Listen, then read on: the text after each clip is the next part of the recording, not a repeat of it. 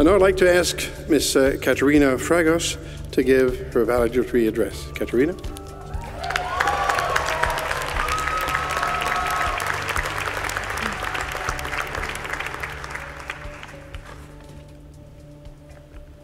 Just getting set up. Okay. Chancellor Ménard, Chairman Hébert, President and Vice Chancellor Shepard, Dean Harvey, Dr. Soretsky, distinguished guests and participants, fellow students, family, and friends.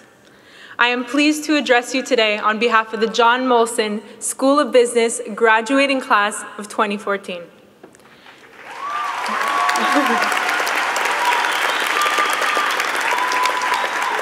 This is the day we shed the identity we've maintained for the last 3 to 4 years. This is the day we are no longer students, no longer undergraduates. Today, we become the class of 2014. Avant de commencer, je voudrais prendre un moment pour remercier les héros méconnus parmi nous aujourd'hui. Parents, êtres chers et membres du corps professoral, vous êtes les piliers de notre cohorte de diplômés. Sans votre amour, votre patience et votre appui, nous ne serons pas ici aujourd'hui. À vous tous, je dis merci.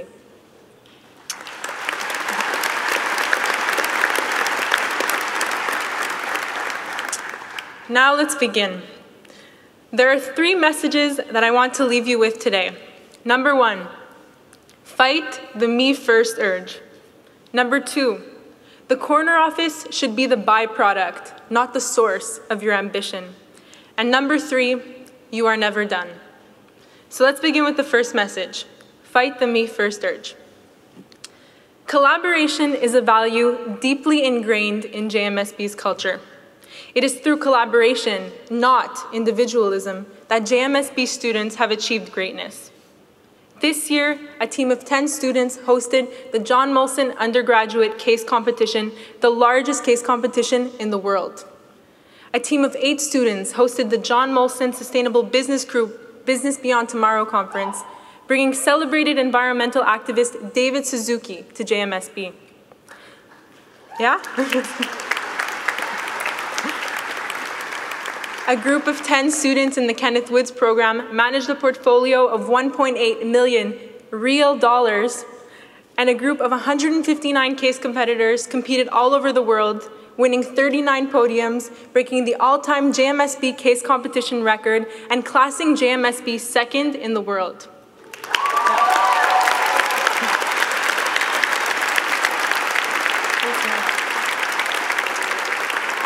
The power of we at JMSB is potent. Together, we voted no against the tuition strike, we accredited our Commerce Society, and we supported each other via the CASA JMSB Facebook forum.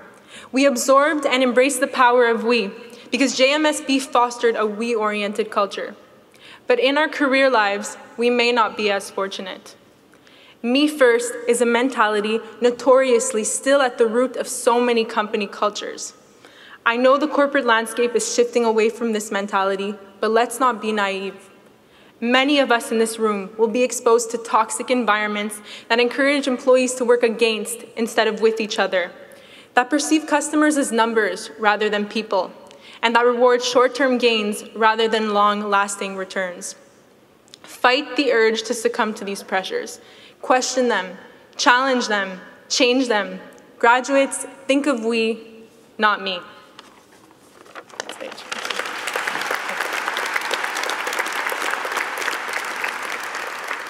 The second message I want to leave you with today is that the corner office should be the byproduct, not the source of your ambition. Many of us in this room have worked hard to build our professional and academic credentials. In a competitive sea filled with new graduates that on paper look just like us, we naturally seek to differentiate ourselves. We pursue internships, we volunteer, we strive for good grades. Yes, for the experience and for the learning, but I fear that often we do these things for another, less worthy reason, because they look good on our CVs. We've chased the best internships and the highest grades, and now in our new professional roles, we will chase the six-figure salary, the corner office, and the fancy title. But chasing these status symbols will not get us where we want to be. While this status-chasing mentality may have worked for some in our university lives, we are now entering a much longer, more complex chapter in our new lives. And the early habits we adopt in this new chapter will live with us perpetually. Chasing the corner office, as put by Barack Obama, demonstrates a poverty of ambition. It values celebrity over character, title over impact, and perception over actual hard work. It is in worrying about elections that politicians lose sight of the general interests of their people. It is in obsessing over end-of-year bonuses that so many people lost their way on Wall Street.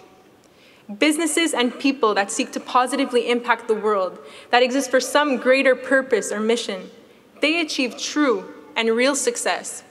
All that other stuff, the fancy title, the corner office, these may be the byproduct of some larger, greater mission, but they cannot be the fuel.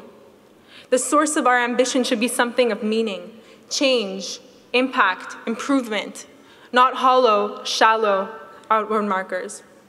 Graduates, look for meaning, and that other fringe stuff will follow. The third and last message I will deliver today is that you are never done. You and I have not done enough yet. This is a harsh and perhaps unexpected choice of words given today's celebratory context, but I firmly believe that despite having achieved a remarkable milestone in our lives today, graduates, we are not near done, and we will never be done. There will always be more to do, always more to learn, and always more to achieve.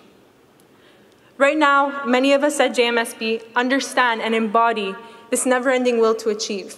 When I think of our graduating class, I think of fire, I think of passion.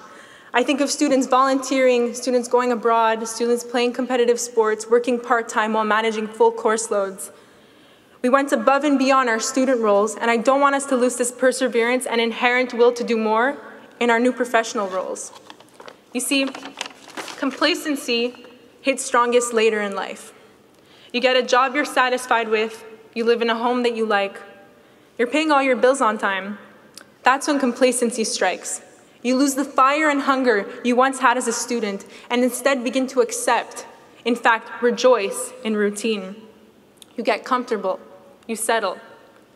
But graduates, we cannot let complacency extinguish our fire. We must never start taking on new projects, exposing ourselves to new environments, and trying new things.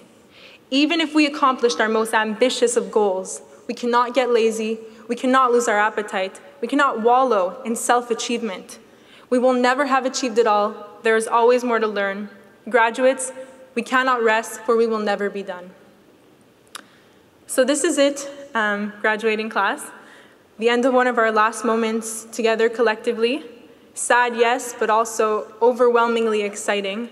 I wholeheartedly wish each and every one of you success and happiness in all your future endeavors. And wherever you end up, whatever you do, remember to think we, seek meaning, and rest not. So congratulations and good luck, everyone.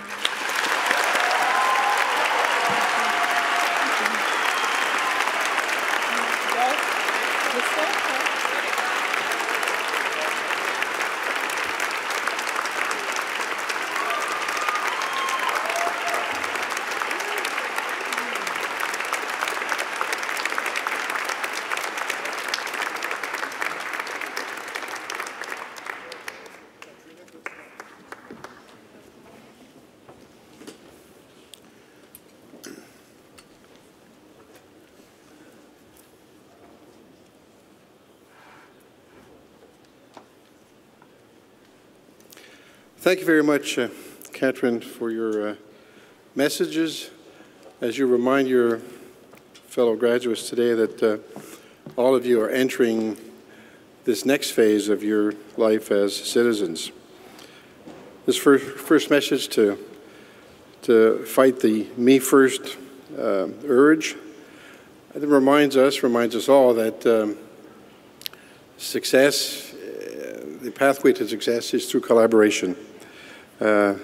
Innovation, we know, is spawned through collaboration, through inclusion. And this is, I thought, is a powerful reminder that Catherine has given us today. Her second mention about the corner office not being an ambition in itself is indeed quite true and quite inspiring in our Our honorary doctorate recipient today is a living example of that.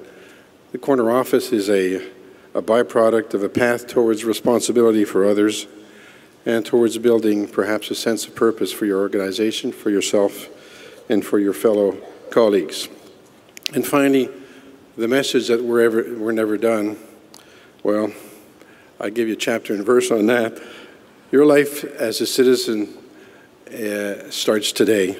It continues today. Today is a passage towards achieving your full potential as human beings, which is a journey, let's face it, as she put it, which never stops. I hope it never stops for all of us, whatever your age and however long you live. Thank you very much, Katerina, for your eloquent reminder of these 3 lessons.